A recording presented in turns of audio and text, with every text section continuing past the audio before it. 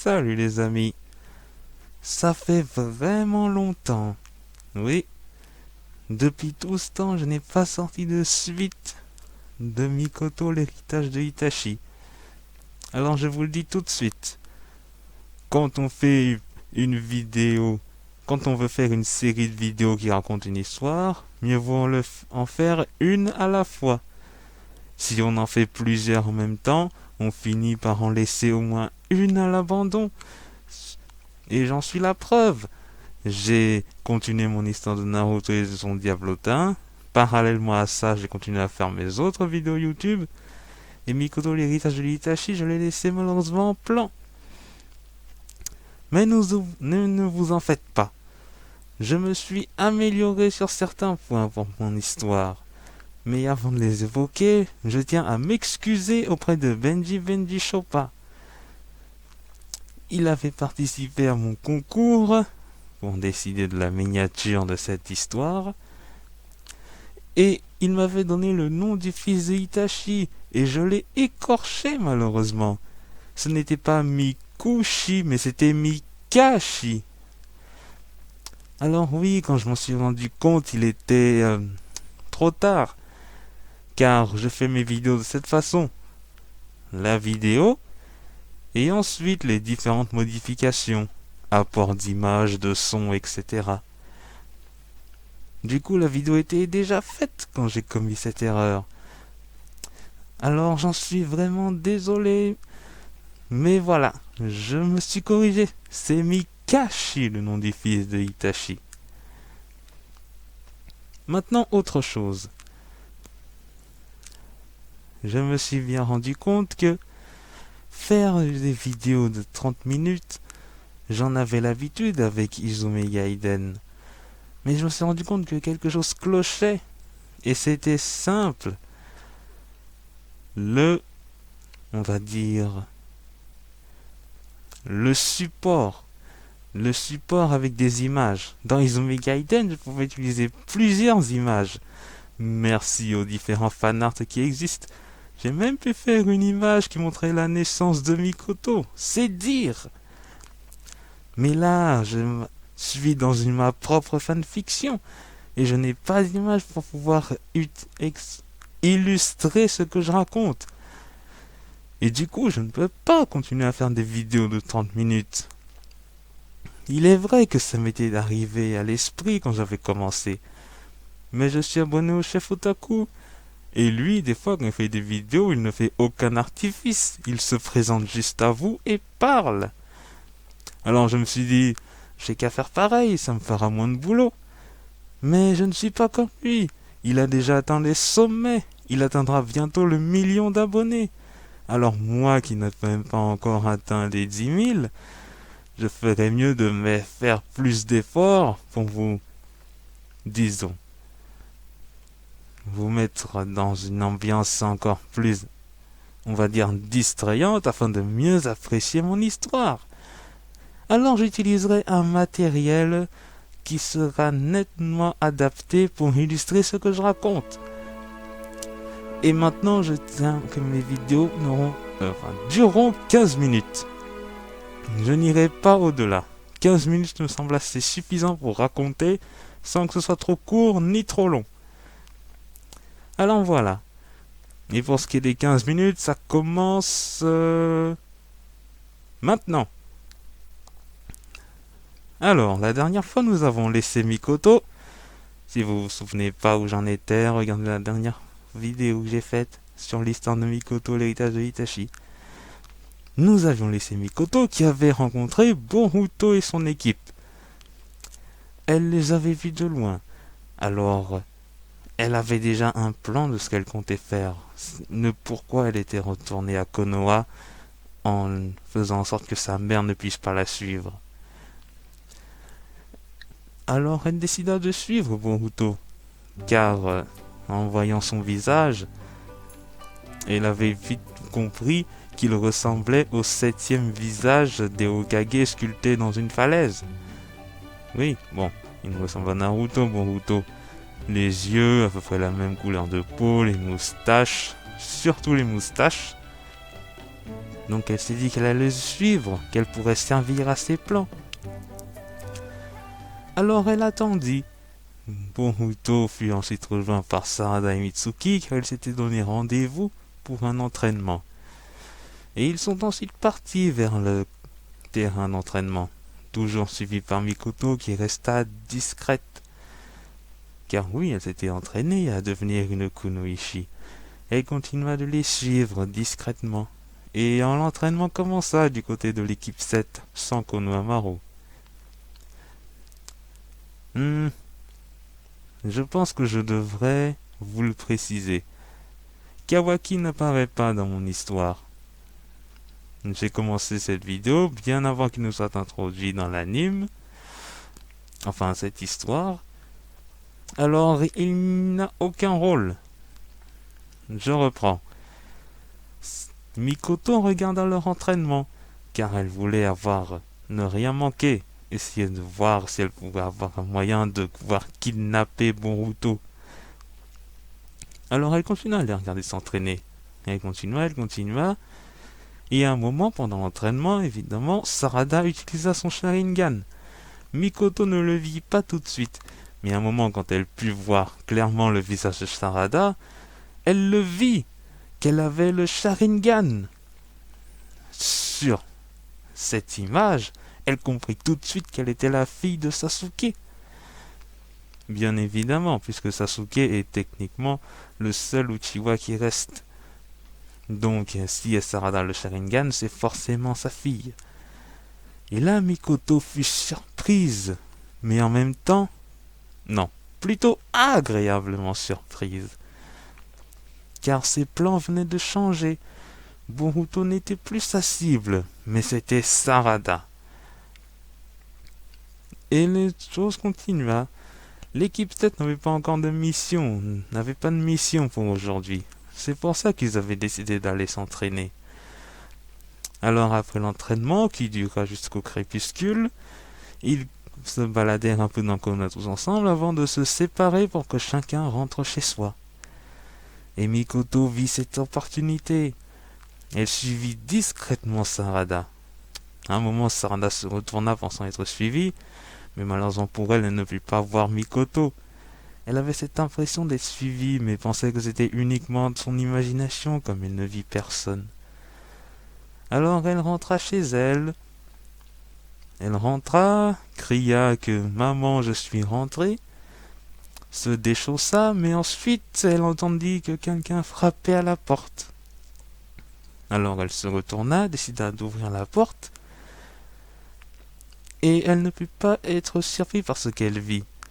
Mais c'était Itachi qui entra devant elle. Alors Sarada le salua, lui demandant qu'est-ce qu'il voulait. Et là, bon, vous l'aurez deviné, c'était Mikoto qui avait pris l'apparence de son père. Et là, Mikoto fut surprise. Elle fait partie du clan Uchiwa, mais ne connaît pas cet homme qui était responsable de leur fin. Cet homme qui en réalité s'était sacrifié pour son village au lieu d'épargner son clan. Mikoto fut assez déçu de savoir que Sarada n'avait pas l'air de connaître Itachi. Mais ensuite, Sakura arriva. Elle a demandé à Sarada qui avait frappé. Et là, elle vit Itachi. Mais elle comprit tout de suite que c'était impossible que ce soit Itachi. Elle cria à Sarada de reculer, de ne pas s'approcher de cette personne. Et elle demanda directement à ce faux Itachi qui il était, qu'est-ce qu'il faisait ici, pourquoi avait-il l'apparence de Itachi. Alors en voyant que Sakura connaissait apparemment Itachi, Mikoto déduit que c'était elle la mère de Sarada. Oui, évidemment.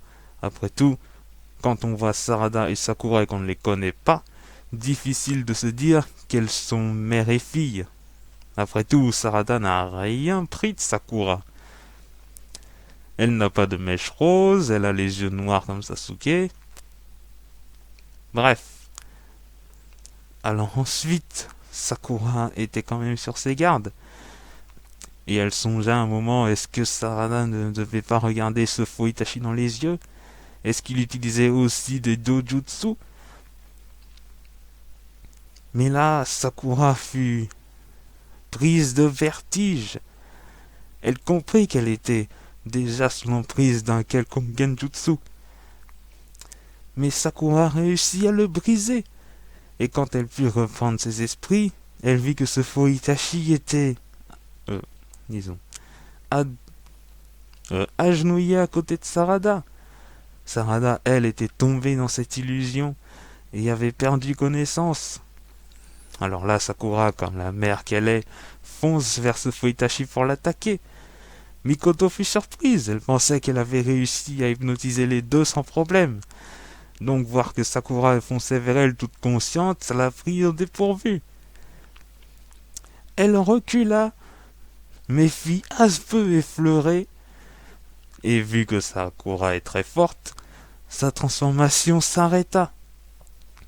Et quand Sakura vit cette femme qu'elle ne connaissait pas, elle était encore surprise et lui demanda qui est-ce qu'elle était.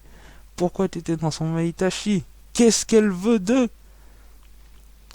Mais ensuite, en voyant Mais ensuite Sakura réfléchit et demanda à cette femme est-ce qu'elle était ici à cause de Sasuke?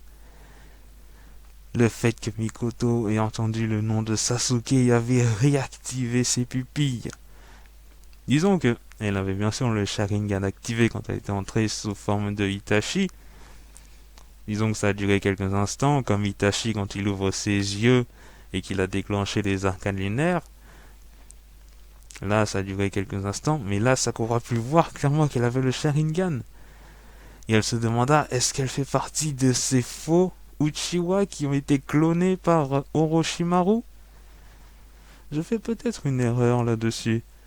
Est-ce que c'était Orochimaru qui a créé tous ces enfants Uchiwa? Non, je pense que c'était ce fameux Shin qui ensuite s'est cloné lui-même. Bref, elle pensa à ces enfants Uchiwa qui s'appelaient tous Shin Uchiwa. Mikoto n'avait pas compris sur le coup, mais Sakura savait qu'elle devait rester sur ses gardes et ne pas regarder cette femme dans les yeux. Enfin, oui. Alors ensuite, Mikoto activa après son Mangekyo Sharingan. Et elle savait que Sakura voulait faire une chose en premier temps, mettre Sarada à l'abri, alors elle compta sur ça. Elle fit semblant de reculer de quelques pas, histoire d'essayer de s'enfuir. Alors Sakura, pensant qu'elle avait réussi à l'effrayer, se dit qu'elle pourrait attraper Sarada, la mettre plus tard à l'abri, et ensuite poursuivre cette étrange femme qui a essayé de les plonger dans un genjutsu. Mikoto fit semblant qu'elle recula pour courir vers la sortie, et à ce même moment, Sakura se dirigea directement vers Sarada. Et malheureusement, elle est tombée dans le piège que Mikoto lui a tendu.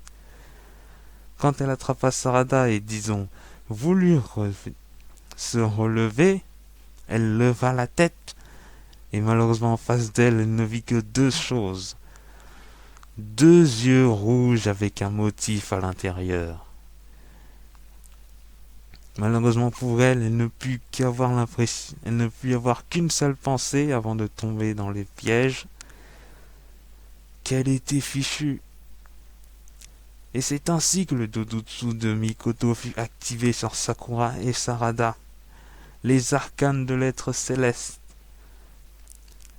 Je checkerai en japonais ce que ça veut dire, et si c'est plus court, je dirai le nom japonais. Bref, reprenons. Bon, pour ceux qui l'auraient oublié, je vais vous le rappeler. Les arcanes de l'être céleste permettent à Mikoto de contrôler une personne en la plongeant dans un rêve. C'est un peu le principe de l'Izanami, sauf que vous pouvez en sortir si vous savez briser un dojutsu assez puissant. Évidemment, on va dire que ce sont les mêmes règles pour briser un dojutsu que lorsqu'un Uchiwa avec un Mangekyo vous lance un dojutsu. Comme Naruto a été libéré du dojutsu du clone de Itachi. Vous savez, quand ils étaient avec la Mamie Shio. Bon. Mais voilà, Mikoto avait le contrôle de Sakura, mais Sarada était encore dans les vapes plongée par les premières illusions. Car oui, Mikoto sait aussi faire la technique des arcanes lunaires de Itachi. Je le rappelle aussi. Et donc voilà, Mikoto se disait qu'elle avait la bonne personne sous son contrôle, qu'elle pourrait enfin savoir tous les dessous de l'affaire de son père, car elle ne connaissait pas tous les détails sur le massacre du clan Uchiwa. Et c'est ainsi qu'elle demanda à Sakura la première question. Est-ce qu'elle savait pourquoi est-ce que Sasuke avait tué son frère? Et Sakura lui raconta que Itachi était vu comme quelqu'un de malfaisant par Sasuke pour avoir éliminé son clan, et qu'ensuite il l'avait éliminé. Du coup, Mikoto comprit que c'était donc ça le plan de son père, se faire passer pour le méchant et tuer par son frère afin de se, disons, repentir d'avoir agi de cette, repentir de ses péchés.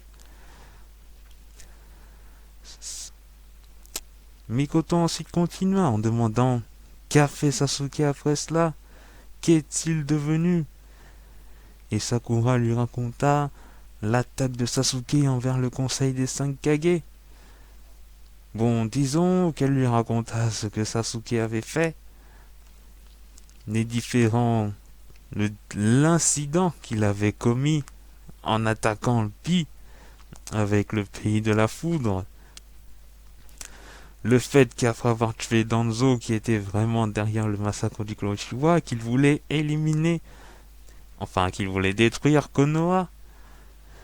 Elle lui raconta ensuite, disons, comment est-ce qu'il était revenu dans le du bon côté. Et à ces mots, Mikoto fut, disons, ça ne lui a pas plu du tout. Son père, qui avait fait en sorte de protéger le village au détriment de son clan, avait laissé un frère qui était devenu un véritable criminel. Pour elle, les actes de Sasuke ont terni le nom des Uchiwa. Elle voulait en savoir plus sur le clan Uchiwa et finalement elle a réussi à atteindre ce but. Mais maintenant elle avait un autre but en tête. Redorer le blason sali des Uchiwa. Car oui, après tout, Sasuke est un criminel international qui a eu une amnistie très spéciale pour ses crimes. Enfin bref. Donc voilà comment les choses se sont passées. Mikoto décida de rester chez Sakura et Sarada, car pendant le speech sur la vie de Sasuke que Sakura lui a donné, elle lui a aussi dit qu'il arrivait rarement chez eux. Donc elle pensait pouvoir squatter chez eux, chez elle plutôt, le temps d'élaborer un plan pour pouvoir redorer le nom des Uchiwa, mais aussi pour pouvoir se venger de Sasuke, qui a terni le nom des Uchiwa. Mais c'est ainsi que le nouveau plan de Mikoto avait commencé. Le plan de redorer le nom des Uchiwa pour pouvoir pour redorer le nom des Uchiwa. Voilà, tout simplement.